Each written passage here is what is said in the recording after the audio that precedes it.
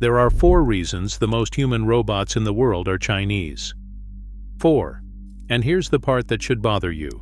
You've already seen 3 of them, and you didn't know they were reasons at all. You've seen the viral clips, the dancers, the backflips, the robot that outran 12,000 people in a half marathon and beat the human world record. That one made every headline on Earth. But the marathon isn't why China is winning. It's the decoy, the loud story that hides 4 quieter ones. 4 reasons, none of them the race. And by the time you've seen all 4, you'll never watch a robot video the same way again. Reason number 1 is the one you can feel before you see it. The most human robots in the world aren't built to look like us. They're built to feel like us, starting with temperature. There's a robot named Moya out of Shanghai, a biomimetic android with silicone skin engineered to sit at body temperature, 32 to 36 degrees Celsius. Warm to the touch, the way a hand is warm when you shake it. Camera eyes that track whoever's speaking. Micro expressions that start before you've decided to smile. And she is not the freak of the show, she's the trend. Chinese labs aren't trying to make a robot that approximates a human. They're engineering the physical cues your body reads before your brain catches up. Warmth, texture, timing. 1 sense at a time. Sit with that for a second. That's not a robot designed to look human.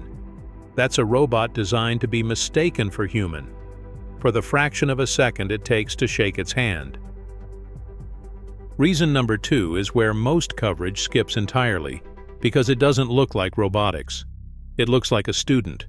A Chinese robot named Xueba 01, 1.75 meters, 30 kilograms, with a silicone face built for nuance, was accepted into a 4-year doctoral program in drama and film at the Shanghai Theater Academy.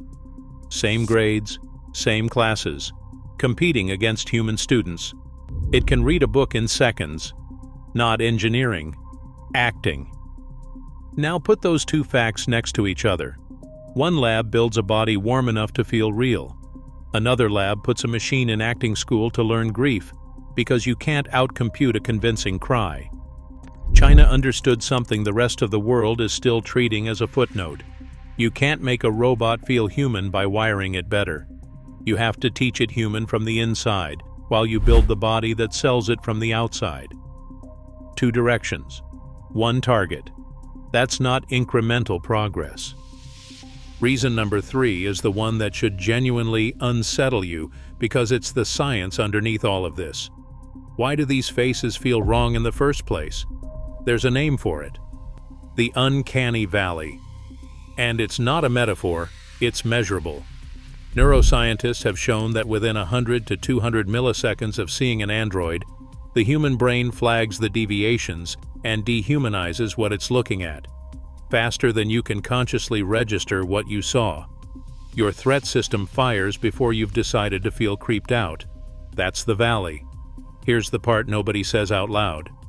China's engineers aren't just making faces more detailed. They're engineering their way out of the exact mechanism your nervous system uses to tell a machine from a person. On purpose. Warmth, texture, micro-expression timing, 1 sense at a time, closing the last gap. The gap a video can never fake. They read the research on your brain, and they're building against it. And reason number 4 is the one that changes how you should think about all of this, because none of it is a hobby. China already accounts for 97% of global humanoid shipments in the first half of this year, roughly 19,000 units. More than triple the same period last year. One factory is aiming for 10,000 by the end of 2026 and 500,000 by 2030. Beijing has launched a national push to deploy humanoids across more than 100 high-value application scenarios by year's end. Morgan Stanley models 1 billion humanoids in use by 2050. Read that timeline back, because the pacing is the whole story. The warmest skin. The first robot in acting school. The factories. This isn't one company's bet. It's a country wiring its entire industrial economy toward a single goal: while its workforce shrinks. That's not a press release number dressed up to sound impressive. That's a decision made at the top, on purpose. If you're new here, this channel breaks down exactly this kind of story, where a country's engineering ambitions collide with the future nobody sees coming.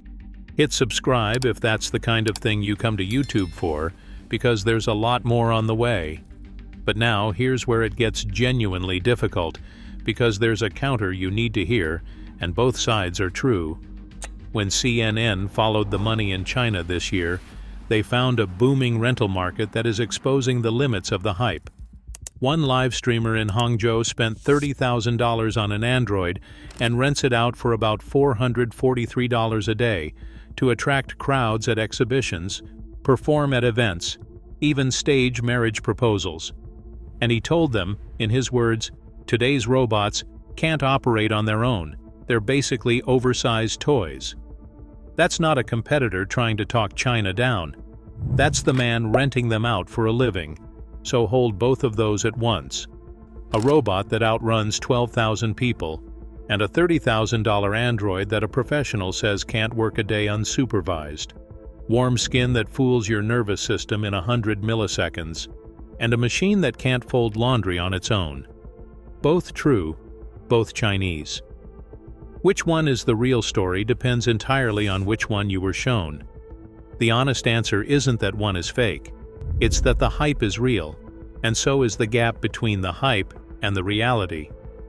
The most human-looking robots in the world are Chinese, and so are the most honest assessments of what they can't yet do. The race isn't about which robot wins a foot race.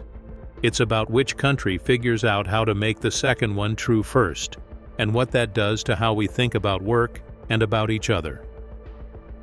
So the 4 reasons the most human robots in the world are Chinese: the skin, the mind, the mechanism, and the machine.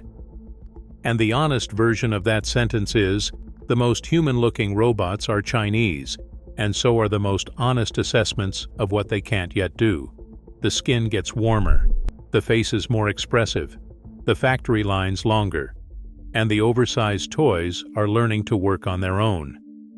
Which side are you on? Genuinely, is this the most exciting industrial moment of the decade, or a $30,000 toy that can't do a day's work? Drop your answer in the comments. I want to know what you actually think, not what sounds good to say. And subscribe, because this race is moving faster than almost anyone expected, and we're covering every development as it happens.